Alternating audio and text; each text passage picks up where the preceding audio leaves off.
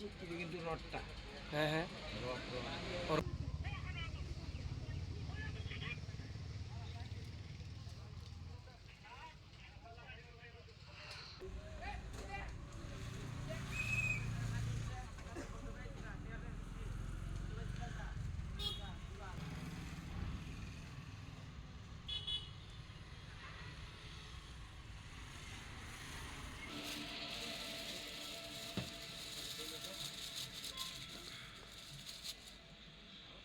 বাৎসরিক একটা শনি মন্দির।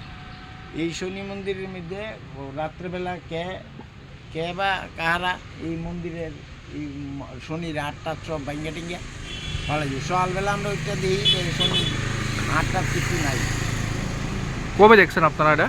এটা গতকাল আজকে সকালবেলা গতকালকে রাত্রে হয়েছে সম্ভবত। কি মনে করতেছেন যে এই যে এরকম ঘটনা কারা করতে পারে? এটা তো এরকম কিছু বুঝতেছি না, কিন্তু আমার মনে হইতেছে হইলে ডাক্স পার্টি হইব, আর নইলে অন্য কিছু হইতে পারে, কিন্তু ডাক্স পার্টি খুব সম্ভবত। কি করবেন বিষয়টা নিয়ে যে হিন্দু সনাতন ধর্মের দেবদেবীর মূর্তিগুলা ভাঙা হইতেছে? এটা তো মারাত্মক ব্যাপার, কারণ হলো হিন্দু সনাতন ধর্মের উপরে এরকমভাবে আঘাত হইতেছে। এর লাগি তো আপনার এটা কেন হইলো যে এটা সনাতন ধর্মের উপরে এরকমভাবে আঘাত হইতেছে, এটা কি ব্যাপার? এর আগেও নাকি একবার এরকম একটা ঘটনা হয়েছিল? আগে হয়েছে একবার।